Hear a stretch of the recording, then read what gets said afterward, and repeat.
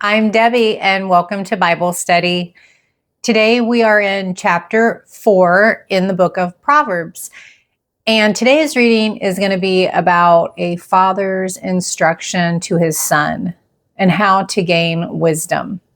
So if you're ready to Bible study with me, let's go.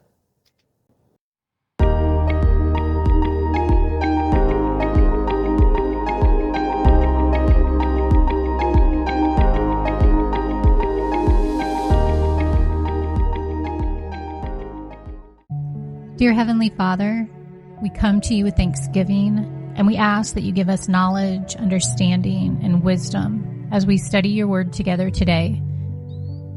Do your work in us in your perfect timing, and help us to be sensitive to your leading in our lives. Give us a fresh insight, and let us leave today's study with a new perspective. In Jesus' name we pray.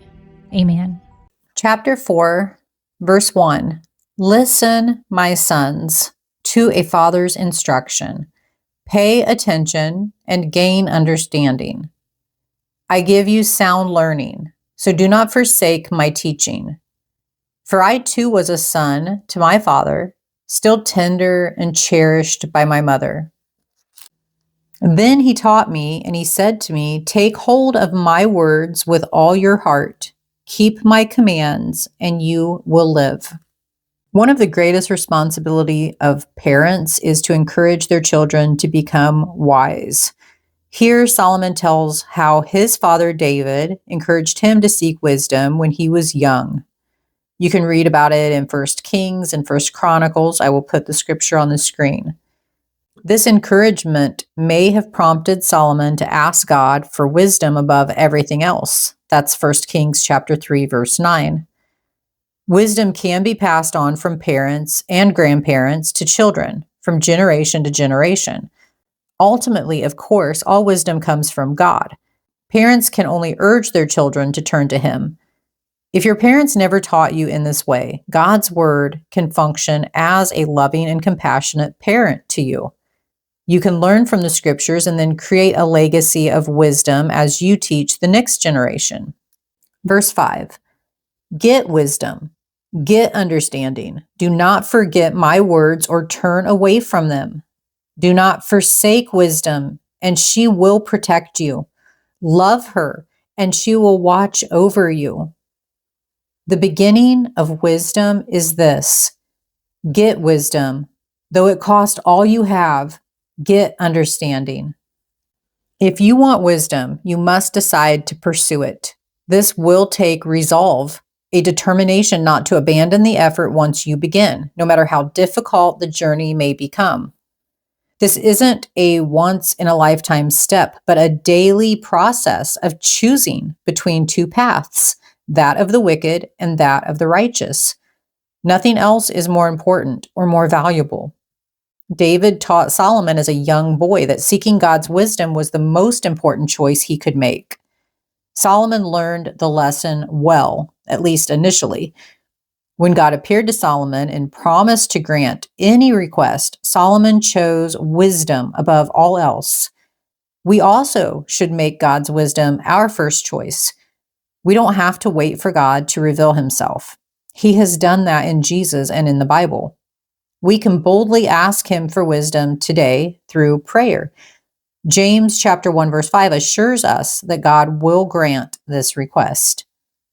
Verse 8, Cherish her, and she will exalt you. Embrace her, and she will honor you.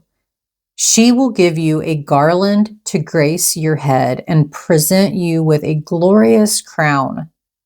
When we incorporate wisdom into how we go about our day, including how we interact with others and the decisions we make, Scripture says that we will be adorned with beauty and grace. Just as a diamond tiara evokes the image of royalty, wisdom is a sign that we are children of the King. It's a distinguishing mark. Why wouldn't we embrace wisdom in all of our ways, knowing it reflects our identity in Christ and reveals what the Father is like? Wisdom is always the right choice. Don't be afraid to be set apart. For when you choose wisdom's ways, you stand in the confidence of who God is and who He has called you to be. It's a sign of glory and grace. Verse 10, listen, my son, accept what I say, and the years of your life will be many. I instruct you in the way of wisdom and lead you along straight paths. God is the perfect teacher and guide. The path to wisdom is in His living word and through fellowship with Him in prayer. He assures us the beautiful blessing of wisdom is available forever, and His promises never expire. May we soak our souls in His instruction and absorb wisdom directly from His word. When we trust Him fully, we will begin to see, feel, and know what He wants for us. God doesn't impose Himself on us. He opens the door for us to learn from all He has made available. We may choose to follow Him, be instructed by His word, and follow the narrow path set before us, but we can also choose to turn away. If we're willing to walk through the door of His presence, He's ready and delighted to instruct us in the way of wisdom and lead us along the upright path. Verse 12, when you walk, your steps will not be hampered. When you run, you will not stumble. Having good balance means being able to control your body's posture, which is key to avoiding stumbling. When children first learn to walk, they can only take a few steps before faltering. They may need a hand to help steady them or a support to help them balance. As they grow, they learn to balance their bodies, so they don't have to hold on to anything. This is what growing in wisdom is like. You start out needing support and hands to help guide you. Then, the more confident you become, the surer your steps become. No matter where you are in your wisdom journey, you have the helping hand of your Father. As you grow in Him, you will have more freedom to put His wisdom into practice without faltering. Never fear. God is a willing and helpful teacher in every stage of your spiritual development. Verse 13, hold on to instruction. Do not let it go. Guard it well, for it is your life. Without meditation and moments of remembrance built into our daily lives, we will forget the lessons of the past. History can teach us many profound things. It's important to remember what we have walked through as individuals as well as greater humanity so that we don't continue in the mistakes of our past. Destructive cycles are repeated by small compromises at the start. Let's be fully aware of the lure of compromise. Change isn't impossible with God's gracious help. We grow in wisdom as we embrace the lessons that our failures taught us. There's always a way out. 1 Corinthians chapter 10, verse 13 reminds us that when we are tempted, God will provide a way of escape.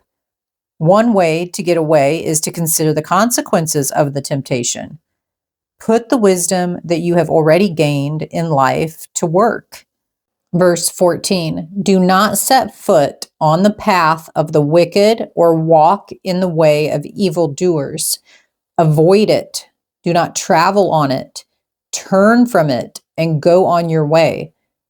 For they cannot rest until they do evil.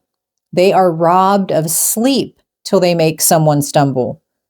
They eat the bread of wickedness and drink the wine of violence. Even friends can make you fall. It's difficult for people to accept the fact that friends and acquaintances may lure them into doing wrong. People who want to be accepted would never want to confront or criticize a friend for sinful plans or actions. Some may not be able to anticipate how their friend's actions could lead to trouble. While we should be accepting of others, we need a healthy skepticism about human behavior. When you feel yourself being heavily influenced in ways that could be dangerous, it may be helpful to share the situation with other friends who can help you be more objective and proceed with caution. Don't let your friends cause you to fall into sin. Verse 18, The path of the righteous is like the morning sun, shining ever brighter till the full light of day. A wise person is a bright spark on a dark day. When was the last time you watched the sunrise? It starts out with soft hints of light on the horizon. And as the sun breaks, the darkness of the earth is lit up and everything that was hidden is easily perceivable again. When we walk in wisdom with intention, we put Christ's laws into practice in our relationships and lives. As we do, our lives grow bright with His light radiating from our good deeds. When we choose to be peacemakers, we reveal Jesus' wisdom. When we mourn with those who are grieving heavy losses, we shine with His love. If we want to be effective lights in this world, we can't ignore taking the lessons of wisdom from our minds to our hearts, hands, and feet. Verse 19, but the way of the wicked is like deep darkness. They do not know what makes them stumble. My son, pay attention to what I say. Turn your ear to my words. Do not let them out of your sight. Keep them within your heart. For they are life to those who find them, and health to one's whole body.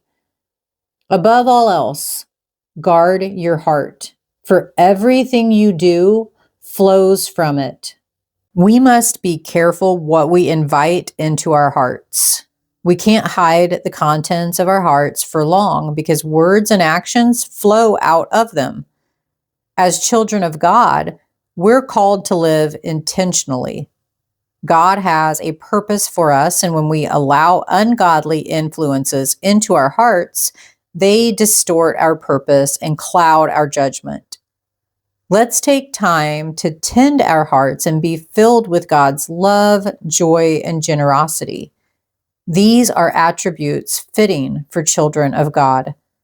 What if kindness, peace, and hope flowed from our hearts into our actions and words? What sort of impact would that have on those around us?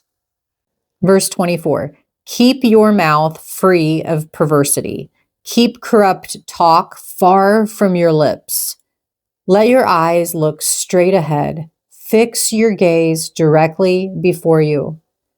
Give careful thought to the paths for your feet and be steadfast in all your ways. Do not turn to the right or the left. Keep your foot from evil. Our hearts, our feelings of love and desire dictate to a great extent how we live, because we always find time to do what we enjoy. Solomon tells us to guard our hearts above all else, making sure we concentrate on the desires that will keep us on the right path. Make sure your affections push you in the right direction.